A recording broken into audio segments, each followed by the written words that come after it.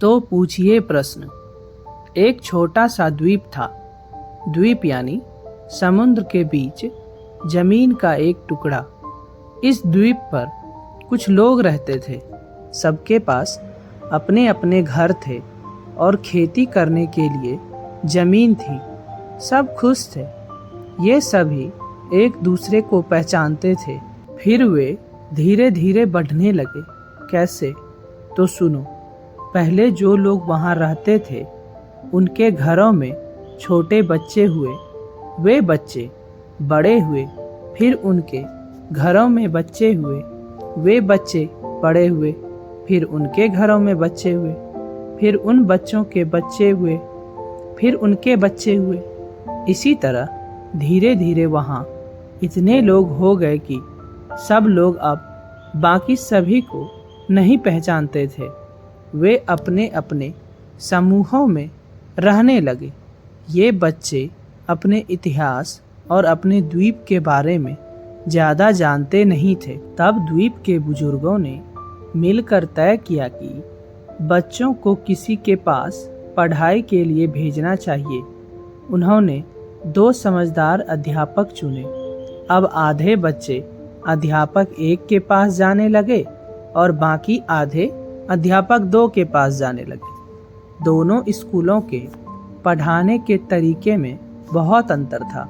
School 1 के बच्चों को स्कूल में चुपचाप रहकर वही सब पढ़ना होता था जो उनके अध्यापक पढ़ाते थे।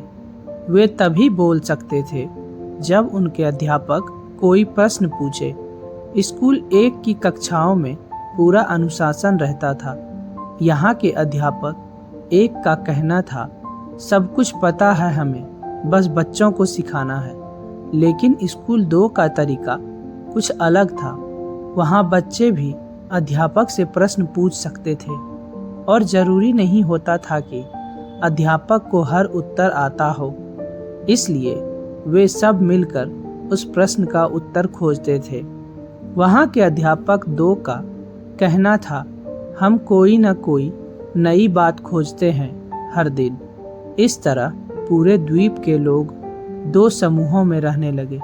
कुछ दिनों बाद द्वीप को आधा आधा बांट दिया गया और बीच में एक दीवार बना दी गई। दोनों हिस्सों को सर्वज्ञाता धरती और खोजकर्ता धरती कहा जाने लगा।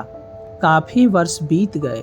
अब सर्वज्ञाता धरती के लोगों के सामने भारी समस्या खड़ी होने लगी।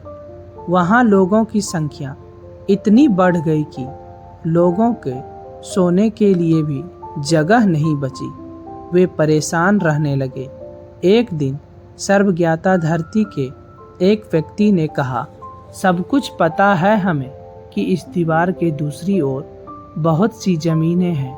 चलो इस दीवार को तोड़ दें। बस सबने मिलकर दीवार को गिरा दिया।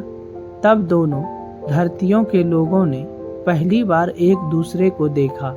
खोजकर्ता धरती के लोगों ने देखा कि सर्वज्ञाता धरती के सब लोग एक जैसे दिखते हैं। सबके सोचने का ढंग एक है। कपड़े पहनने का तरीका एक जैसा है। सबके हाव भाव एक जैसे हैं।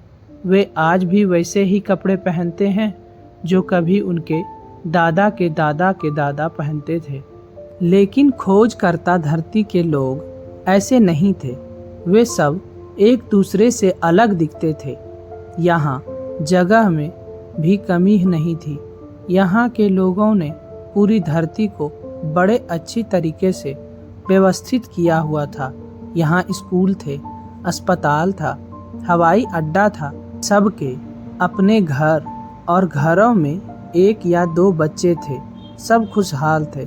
सर्वज्ञाता धरती के लोगों ने कहा, सब कुछ पता है हमें, लेकिन ये इन्होंने कैसे किया यह तो हमें नहीं पता। तब खोजकर्ता धरती का एक मनुष्य बोला, हम खोजते हैं हर दिन एक नई बात, इसलिए हमने बहुत सी नई बातें सीखी। हम केवल इस धरती पर ही नहीं रहे, बल्कि हमारे बच्चे दूर दूर देशों में घूम कर आए हैं। वहाँ से नई बातें सीखकर उन्होंने हमें सिखाया है। यह सब यही कारण है कि हम आज भी खुशी से रह रहे हैं।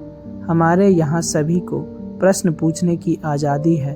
तब सर्वज्ञता धरती के लोगों को महसूस हुआ कि सच में वे कितने पीछे रह गए थे। उन्हें पता चला कि प्रश्न पूछना और नई बातें सीखना अच्छी बात है। प्रश्न पूछने पर ही आप सीख सकते हैं। इस तरह उन्होंने अपने आप को बदलने की कोशिश की। धीरे धीरे पूरे द्वीप के लोग व्यवस्थित ढंग से रहने लगे। तो यह था किस्सा। सब कुछ पता है हमें और खोजते हैं हर दिन का। समझ में आया? यदि नहीं तो सोच क्या रहे हैं? पूछिए प्रश्न। धन्यवाद।